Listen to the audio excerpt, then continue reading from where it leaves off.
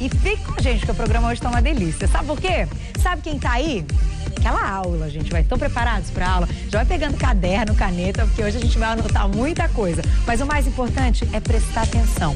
Quando a gente fala em dieta, tem tanta coisa que pode influenciar essa perda de peso, até mesmo a reeducação alimentar. Mas tem um item chave e importantíssimo: saber usar os carboidratos.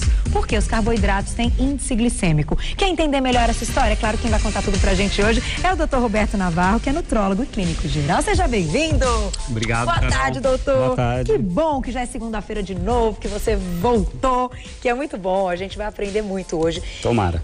Quando a gente conversou para sugerir esse assunto, né, depois de muitas ideias que você quer apresentar no programa, que ao longo das segundas a gente vai apresentar, eu achei que era o momento da gente falar do carboidrato. É verdade. Porque é impressionante como a gente acaba escorregando em coisas muito simples por desconhecer essa parte do carboidrato, né? É verdade. Então, queria que você começasse por aí, contando pra gente o que são os carboidratos e por que eles influenciam tanto na nossa dieta. Então vamos lá, Carol. Os carboidratos são fundamentais para gerar para a gente um combustível que a célula precisa o tempo inteiro para sobreviver, que é a glicose. Que as maiores fontes de glicose são os carboidratos. Certo. Então eles devem fazer parte da nossa dieta, devem, até porque a gente precisa de energia para sobreviver. Certo. Né? Então, no momento em que você tem o livre-arbítrio, né, de escolher o carboidrato que você quer, você pode ter escolhas muito mais interessantes que podem otimizar o seu metabolismo e até evitar um ganho de peso exagerado. Tá. Ou você pode ter uma escolha mais não tão pensada e gerar uma facilidade maior em ganhar peso. Certo. Então, o que a ciência hoje tem de conclusão sobre os carboidratos? Eles podem e devem fazer parte do plano alimentar. Então, tirar não é uma boa ideia. Pode tirar por um tempo curto, você pode fazer uma dieta sem carboidrato por alguns dias para estimular um pouquinho a perda de peso, mas não é prudente que ela continue por muito tempo. E tem algumas restrições. O que eu vou falar hoje, eu acho que vale para a maioria das pessoas, tá? Aqui eu não tô, vamos considerar um pouquinho atletas que precisam de carboidrato numa quantidade maior. Eu vou falar mais na frente de alto índice glicêmico, até importante para quem faz atividade física. Mas de um modo geral, como é que funciona a questão metabólica? Eu trouxe uma imagem. Vamos colocar, que eu não sei se a produção pode colocar pra gente dar uma olhada. É, na verdade, um quadro que vai explicar o que acontece. Olha lá. Ali eu tô... toda vez que a gente ingere carboidrato, Carol, de imediato existe a liberação de um hormônio chamado insulina, tá? Certo.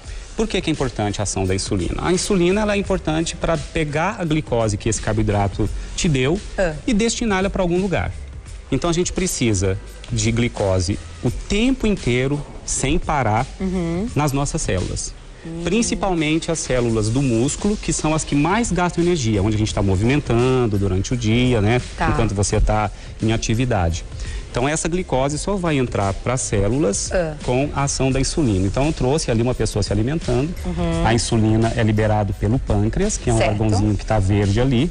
Tá? Eu sabia que era no pâncreas. E uma vez na corrente circulatória, a glicose, o que a insulina vai fazer? A insulina vai destinar naquele quadrinho da direita embaixo, uma setinha amarela.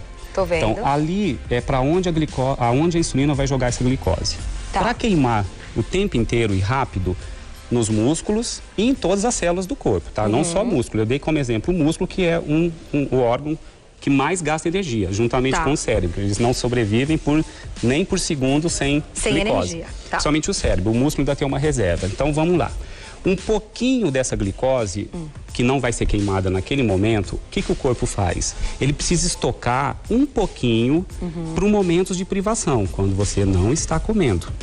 Então você vai comer, depois vai ficar horas para comer de novo.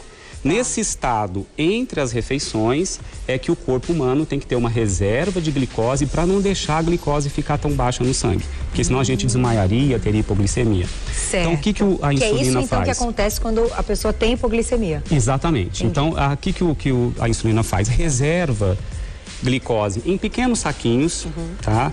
Imaginar que a glicose fosse um saquinho de açúcar.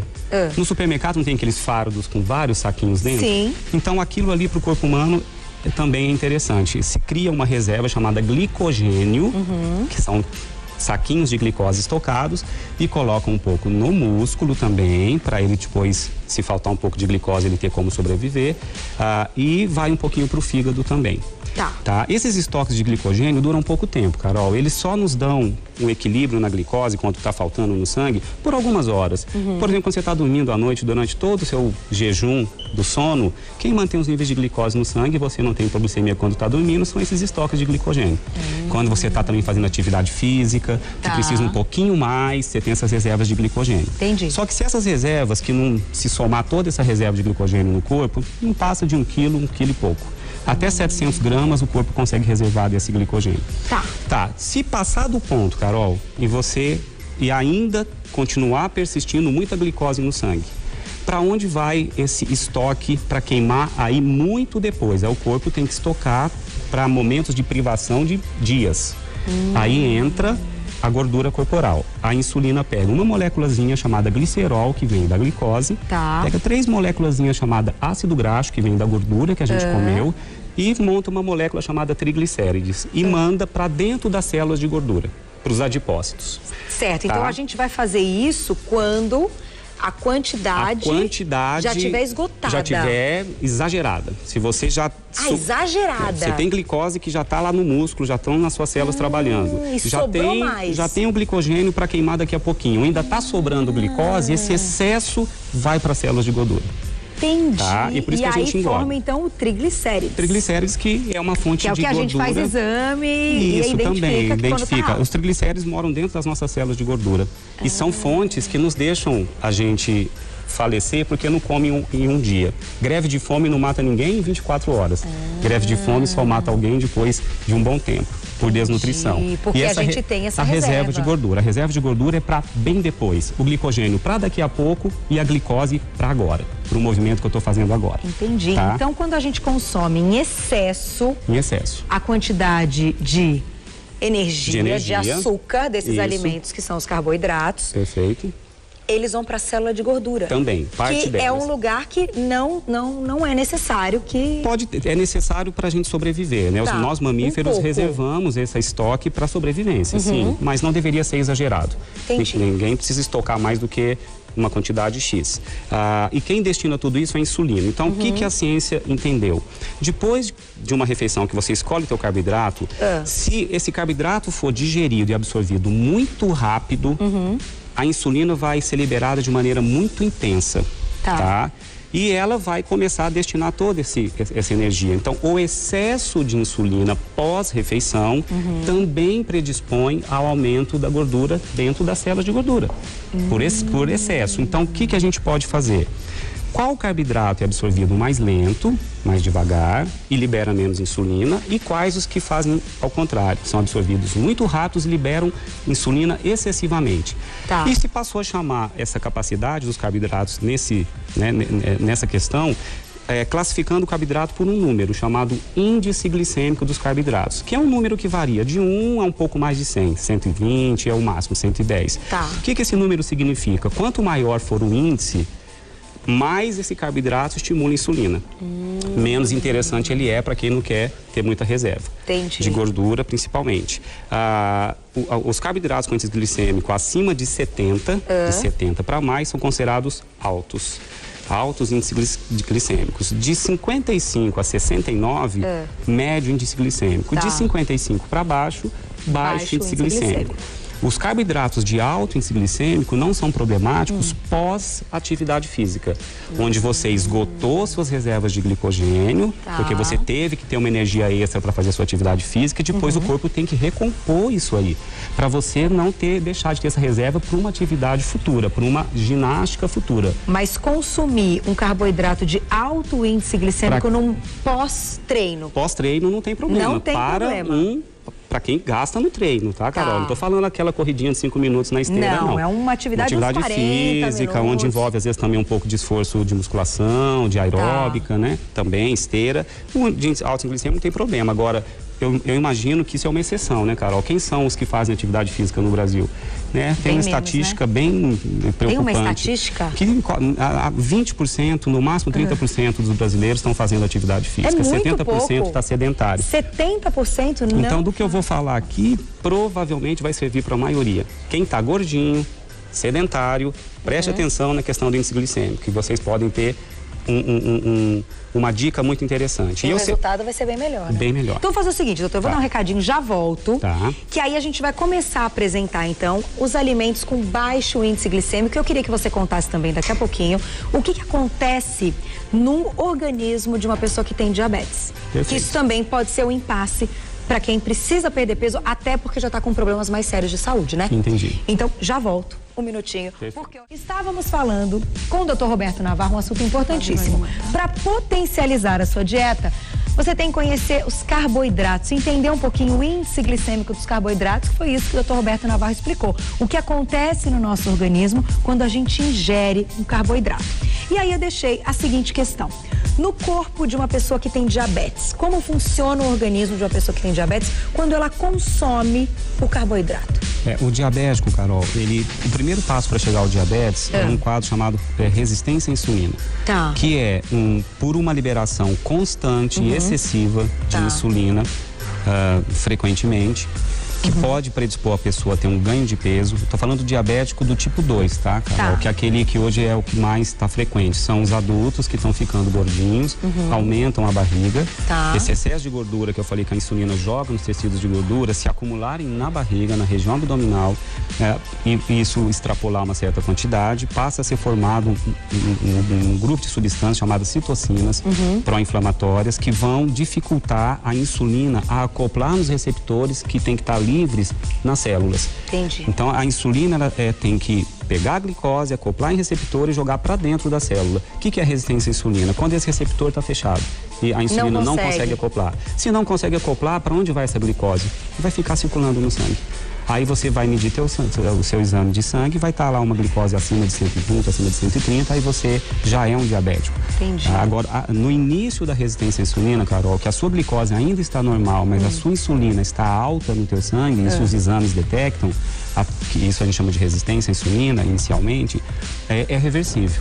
Tá. Se você perder peso, diminuir circunferência abdominal, passar a escolher seus alimentos com mais critério... É reversível. É reversível. Você consegue evitar o diabetes. Então tem muita gente que está com um quadro de diabetes, porém é reversível. Na fase de resistência à insulina ou que a gente chama de pré-diabetes. Ele ainda está com a sua glicose no sangue, ok, mas a insulina já não está conseguindo cumprir o teu papel. Com o tempo, se perseverar essa resistência à insulina, aí sim ele se torna um diabético verdadeiro. Sobe não só a insulina, como a glicose também. Que interessante. E isso a gente pode evitar com hábitos, atividade física. O que mais ajuda a diminuir a resistência à insulina é a atividade física. Exercício, né? Peso saudável, atividade física, tá? E a escolha correta dos alimentos também. Então, a gente vai começar a falar agora dos alimentos com baixo índice glicêmico, mas chegaram algumas perguntinhas no Twitter e eu achei essa pergunta muito legal. É da Anenha Kitty. Aninha, um beijo pra você. Meu sonho é engravidar, porém não consigo porque tenho vários policísticos e resistência à insulina. Qual o melhor alimento para diminuir?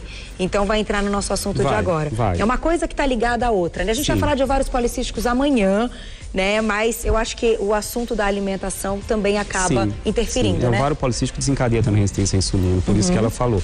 Ela tem que evitar os carboidratos de alto índice glicêmico, que a gente vai falar já daqui a pouquinho. Tá, então tem que evitar, né? Tem, comer uma quantidade pequena, aí tem que ver o nível de atividade física dela, tudo, mas de qualquer forma os carboidratos com baixo e médio índice glicêmico diminuem a quantidade da insulina no teu sangue, evitam uma liberação excessiva. Entendi. O segredo é liberar menos insulina, Carol, uma quantidade que seja pontual, para que destine esse combustível e que depois você gaste esse combustível. Tá. Você tem que estocar uma energia para depois e consumir depois. Esse depois entra a atividade física. Quem faz, consome suas reservas de glicogênio. Entendi. Não é só gordura que a gente queima na atividade física? Não. A glicose. A glicose é fundamental, Carol. A glicose, sem a glicose, nosso corpo não funciona. Por isso que o carboidrato tem que existir. Nós estamos errando na escolha.